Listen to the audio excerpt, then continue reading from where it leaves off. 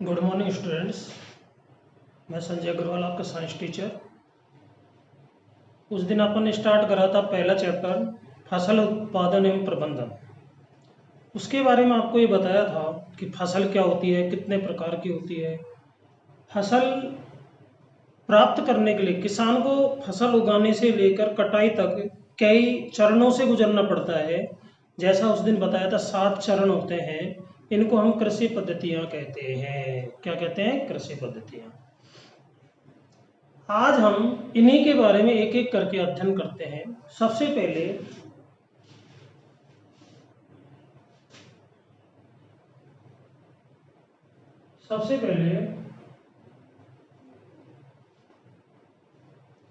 मिट्टी तैयार करना। जो कृषि पद्धतियों का पहला टॉपिक था, कृषि पद्धतियां, यह अपना मुख्य टॉपिक है।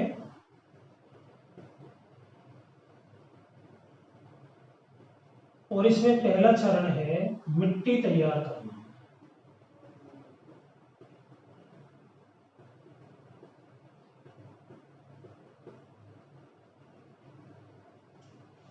मिट्टी तैयार करने का मतलब क्या होता है?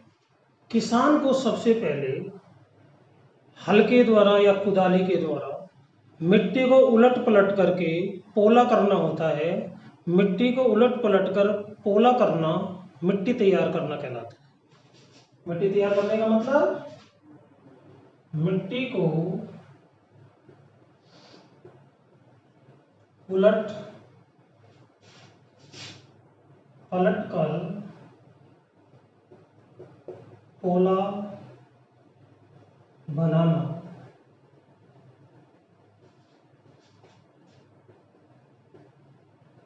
मिट्टी तैयार करना कहलाता है। ओके। अब सवाल ये उठता है कि मिट्टी को उलट पलट कर हम पोला क्यों बनाते हैं? किसान मिट्टी को उलट पलट कर पोला इसलिए बनाता है क्योंकि मिट्टी को उलटने और पलटने से एक तो पेड़ों की जो जड़ें होती है, फसल जो किसान बोएगा तो पेड़ों की जड़ों को आसानी से नीचे तक जाने में मदद मिलती है। दूसरी बार जो भुरभुरी मिट्टी हो जाती है तो भुरभुरी मिट्टी के अंदर जल को अवशोषित करने की क्षमता ज़्यादा होती है। तीसरा फायदा क्या होता है कि मिट्टी जब पोली हो जाती है तो उसमें सूक्ष्म जीव और केंचुओं को पनपने का क्या मिलता है? मौका मिलता है। ठीक है, उनको, क्योंकि ये जो केंचुए और सूक्ष्म जीव होते हैं किसान के मित्र होते हैं, ये भूमि को उपजाऊ बनाते हैं। तो किसान यही चाहता है कि इनकी संख्या ज़्यादा से ज़्यादा मिट्टी के अंदर रहे ताकि मिट्टी में उपजाऊपन का जो गुण है वो रहे और अच्छी फसल पैदा हो। तो मिट्टी को पोला करने के ये फायदे हैं। पहला फायदा, मिट्टी को पोला करने से क्या होता है? पौधे की जड़ें आसानी से गहराई तक जा सकती है। दूसरा फायदा, उसमें जल को अवशोषित करने की यानी कि जल धारण क्षमता बढ़ जाती है उसकी। तीसरा फायदा कि उसमें केंचुए और सूक्ष्म जीवों को पनपने का मौका मिलता है। इसलिए किसान मिट्टी को पोला या खोखला करता है। अब सवाल ये उठता है कि मिट्टी को पोला या खोखला, जिसे हम कहते हैं जनरल भाषा में जुताई, क्या कहा जाता है? इसको जुताई कहते हैं। एक शब्द में इसका अगर हम बोले तो क्या कहते हैं? जुताई। तो ये जो जुताई होती है करी किससे जाती है? जुताई के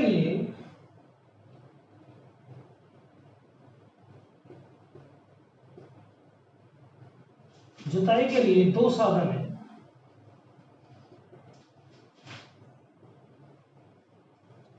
एक तो परंपरागत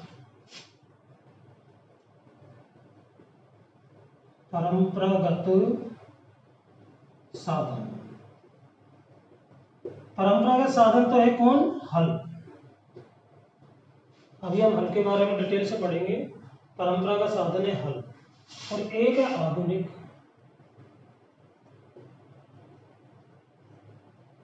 साधन। आधुनिक साधन है कल्टीवेटर।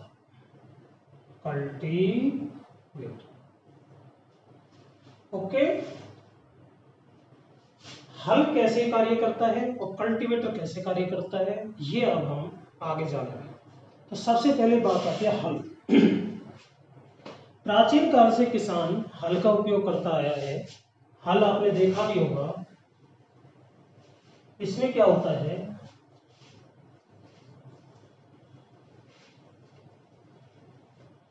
इस तरह की इसकी आकृति होती है हल।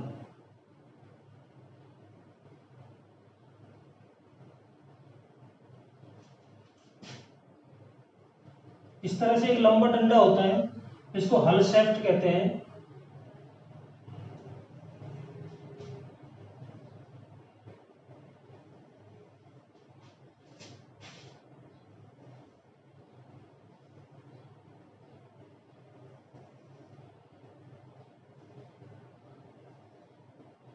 इसमें ये तिकोनी पत्ती होती है इस तरह से।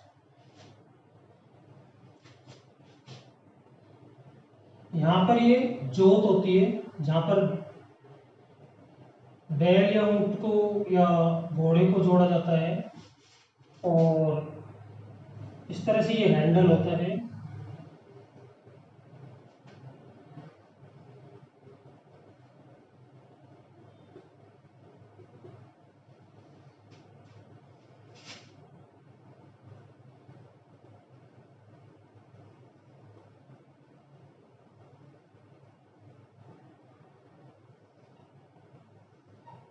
इस तरह से ये जो होती है इसको कहते हैं हल शेफ्ट। हल शेफ्ट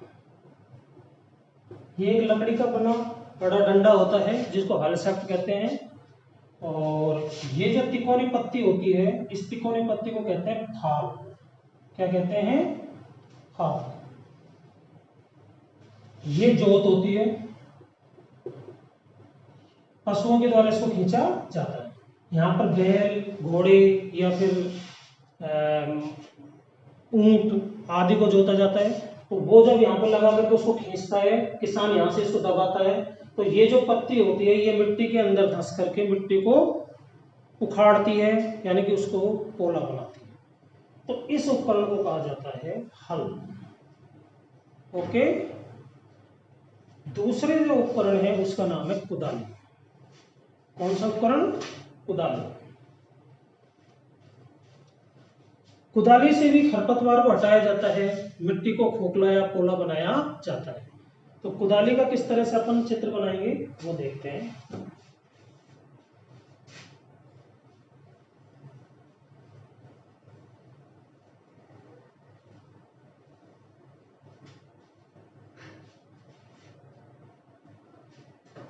दूसरा उपकरण है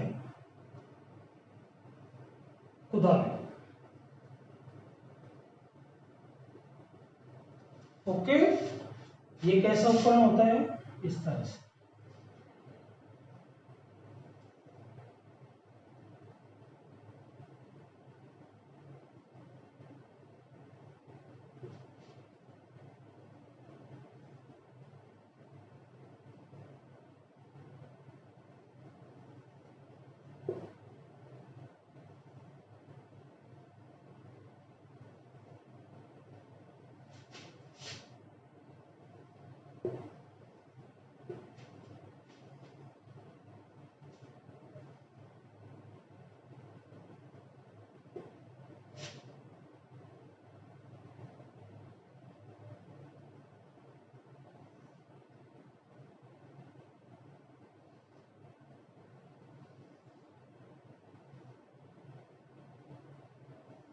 इस तरह से उपकरण होता है।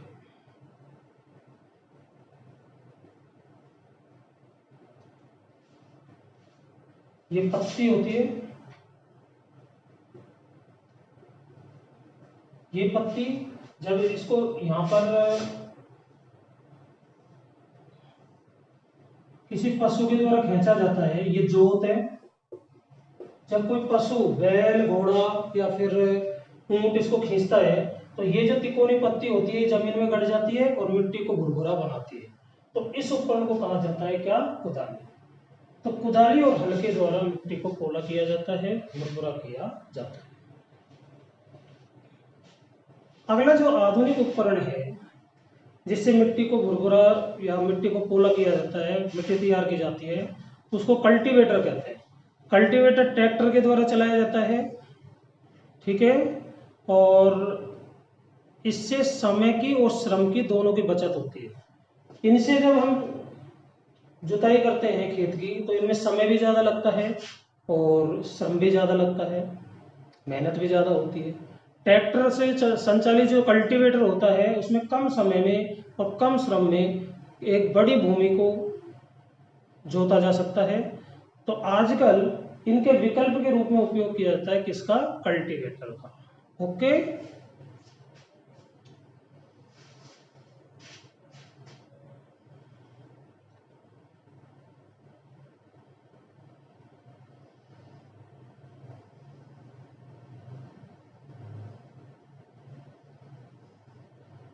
अब हम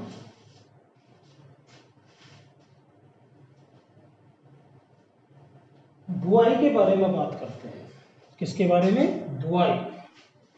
पहली पद्धति, कृषि पद्धति में पहला पॉइंट हो गया मिट्टी तैयार करना, दूसरा पॉइंट है बुआई।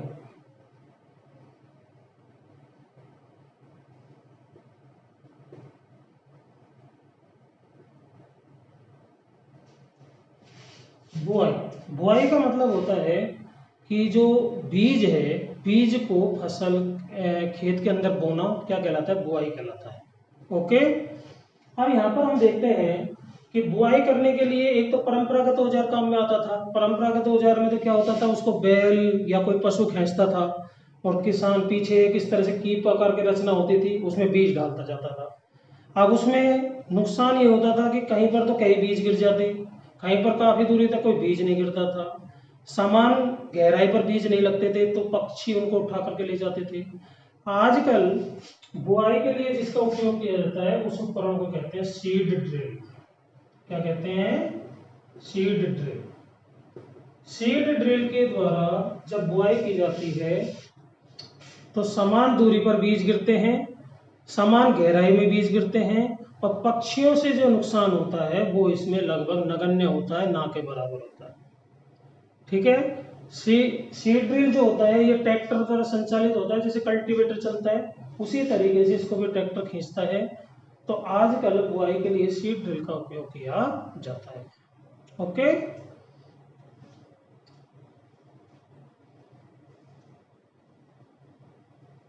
इसका चित्र आप अपनी बुक के अंदर 1.2b देख सकते हो। 1.2b ये इसकी चित्र संख्या है, इसको किताब में देखा जा सकता है, सीड ड्रिल का चित्र।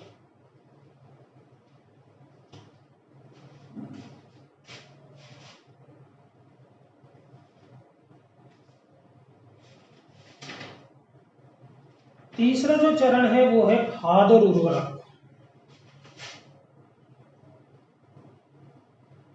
खाद एवं उर्वरक।